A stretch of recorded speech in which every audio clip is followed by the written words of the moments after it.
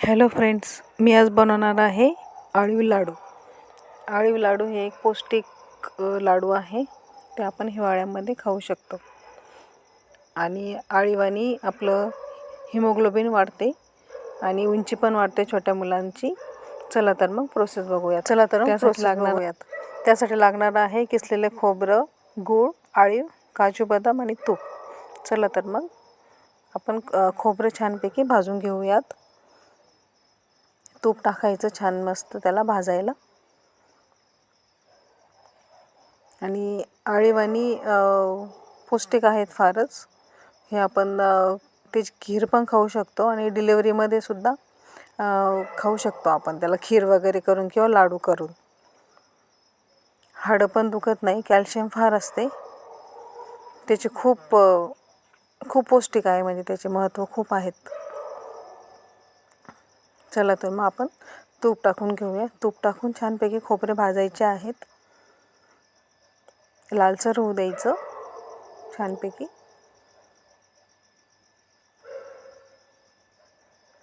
झाले आहेत आपले खोबरे भाजून. त्यानंतर आपण अळीव भाजून घेऊयात. तूप टाकून अळीव भाजायचे आहेत. अळीव हे मोहरीसारखे दिसायला असतात, नाचणी किंवा मोहरीसारखे. थोडे कळवट असतात ते, तर थोडे कमी प्रमाणातच ते खायचे असतात. जास्त खाल्ले की जास्त उष्णता असते त्याच्यामध्ये, तर जास्त त्रास होतो. काजू, बदाम आणि पिस्ता हे मी घेतलेले आहेत. आता मी पिस्ते टाकून घेत आहेत.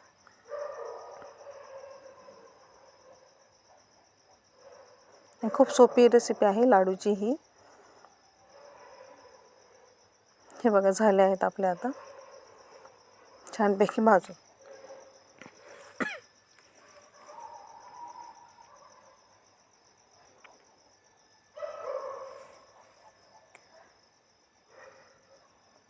आता आपण पुढची प्रोसेस बघूयात. मिक्सरच्या भांड्यामध्ये खोबरं टाकून घ्यायचं किसलेलं,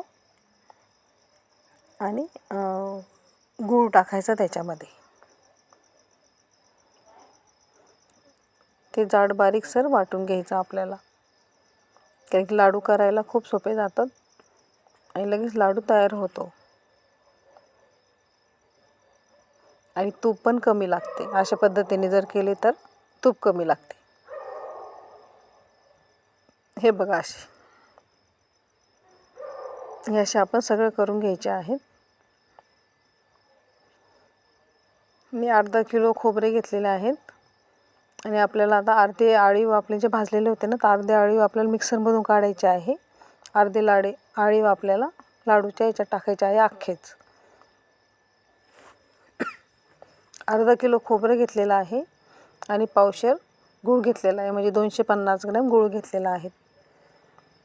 आणि अळीव आपण एक अर्धी वाटी घेतलेले आहेत. अर्धी वाटीपेक्षा कमी अळीव घेतलेले आहेत.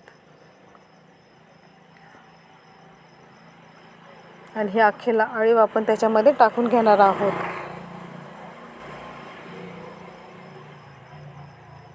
आणि हे काजू, बदाम आणि पिस्ता. डिंक नाही टाकत अळीवाच्या लाडूला. आणि मी थोडे सुके खोबरे ठेवलेले होते, ते वाटले नव्हते, ते आपण लाडू त्याच्यामध्ये ॲड करून घेऊयात. आणि मी जायफळ टाकलेलं आहे.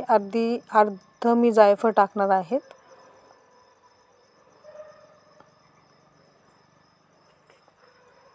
जायफळ थोडं कमी पण टाकलं तरी चालते. आणि मी सुंठ टाकलेलं आहे. सुंठाने टेस्ट खूप छान येते. खोकला वगैरे असला तर तो कमी होतो. मस्त मिक्स करायचे.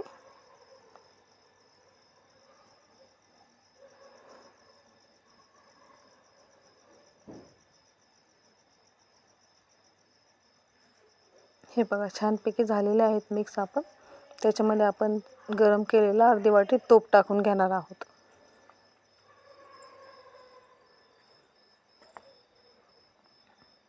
एकदम छानपैकी हाताने मिक्स करायचे.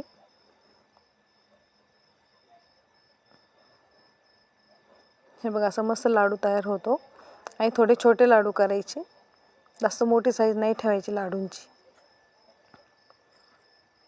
हे बघा, असं आणि तो रोज सकाळी खायचा.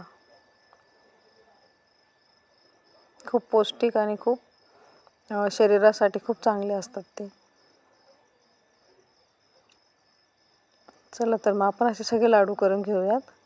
रेसिपी तुम्हाला आवडली असल्यास लाईक करा, शेअर करा, कमेंट करा आणि माझ्या चॅनलला सबस्क्राईब करा.